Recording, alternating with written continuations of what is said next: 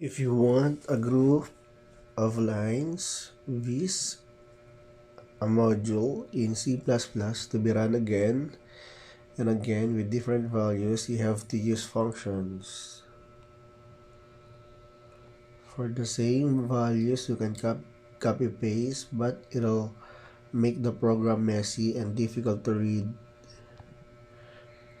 If you need to make a calculator, for example, you cannot write the codes for adding, subtracting, multiplying, dividing again and again. Or if your program needs to add 10 different pairs of digits, you should use a function for this. Instead of writing the code 10 times for different values. Thus, the moral of the story is functions allow us to group tasks together and use them in the places where we require rather than writing the same code again and again. A function is a group of statements that together perform a specific task.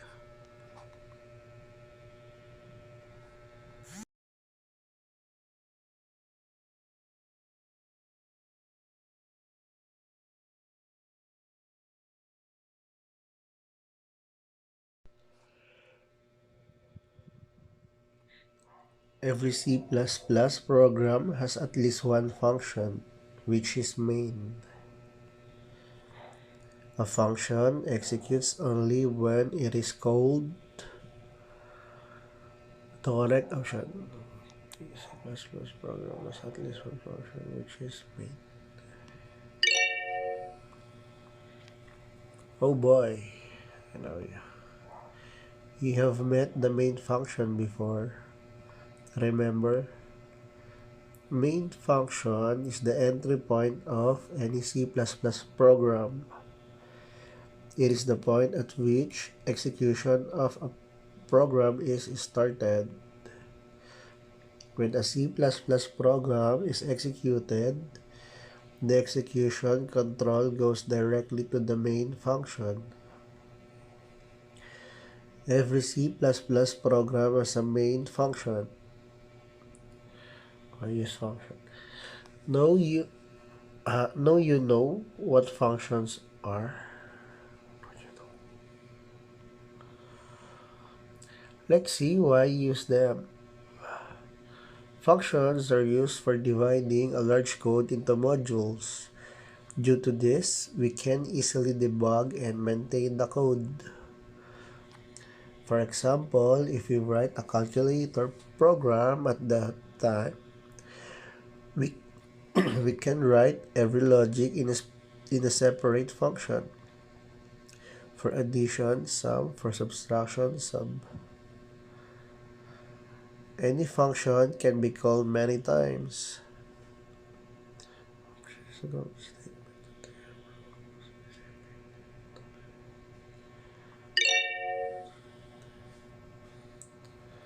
Code reusability.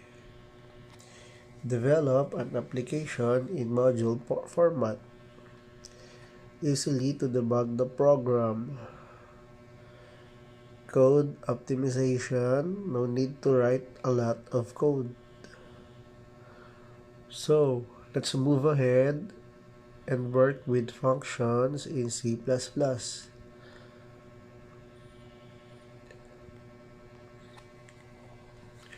Getting to know function. Hi, function. A function declaration tells the compiler about a function's name, return type, and parameters.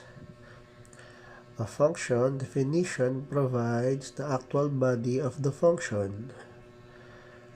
A function is known with various names, like a method or a subroutine or a procedure, etc.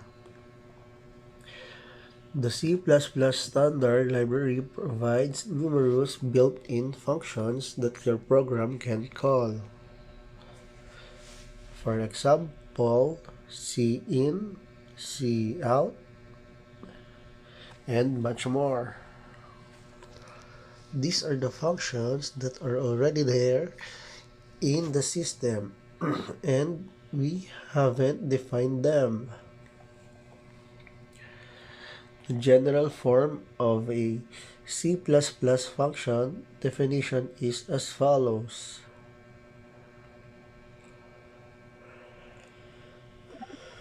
A C++ function definition consists of a function header and a function body.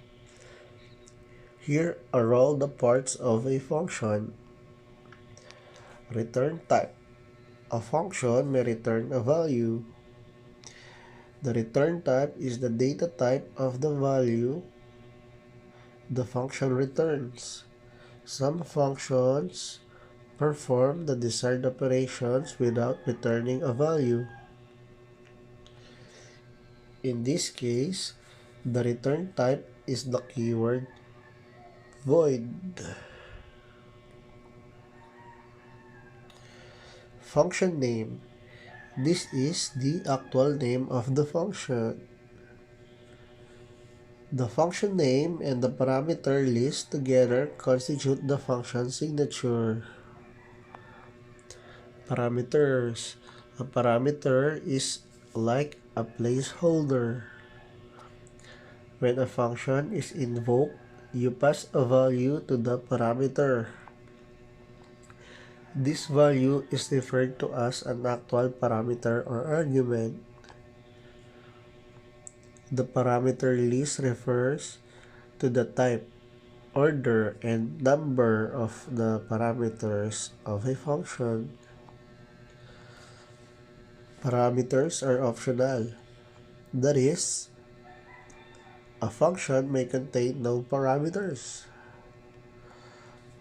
Function body. The function body contains a collection of statements that define what the function does.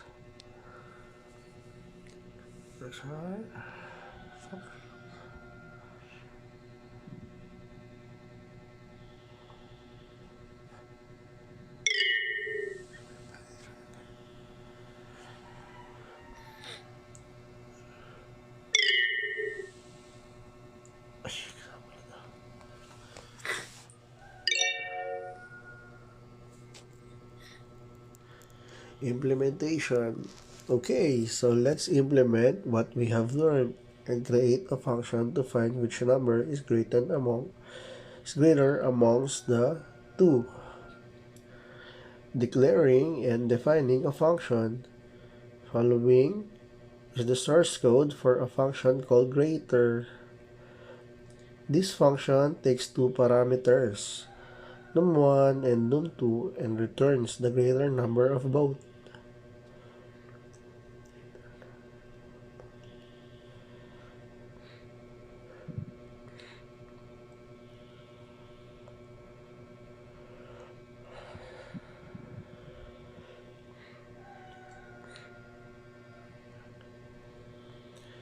So, let's try to understand the function that we just defined.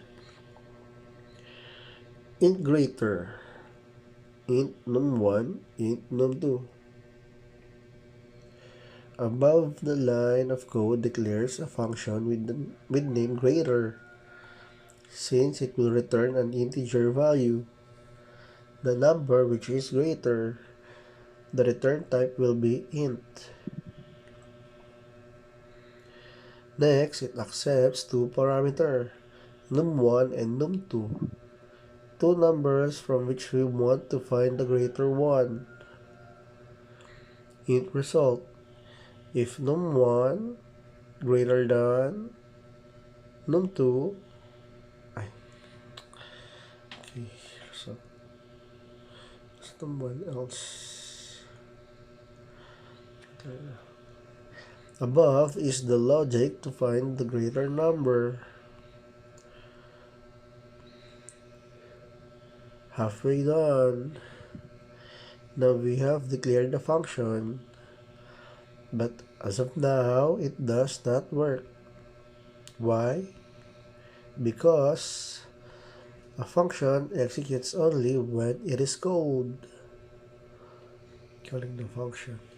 While creating a C++ function, you give a definition of what the function has to do. To use a function, you will have to call or invoke that function. When the program calls a function, program control is transferred to the called function. A called function performs a defined task, and when its return statement is executed or when its function ending closing brace is reached, it returns program control back to the main program. To call a function, you simply need to pass the required parameters along with the function name. And if the function returns a value, then you can store the returned value. Almost done. We call the function in the main function and pass the required parameter as given below.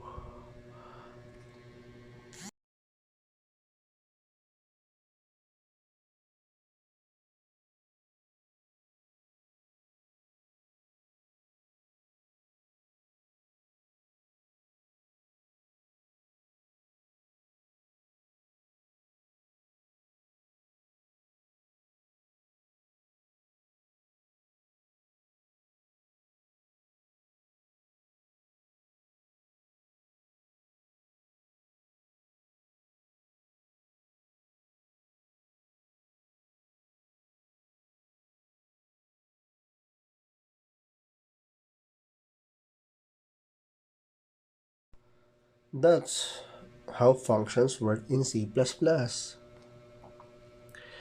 I hope you had fun. True.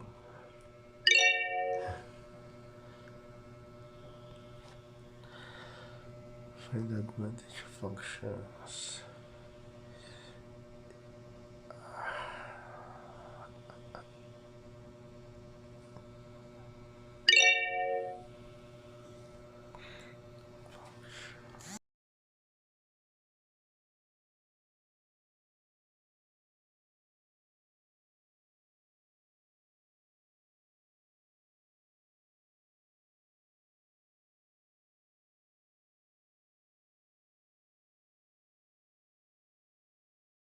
That's pretty much it, champ. See you in the next and final section of the course.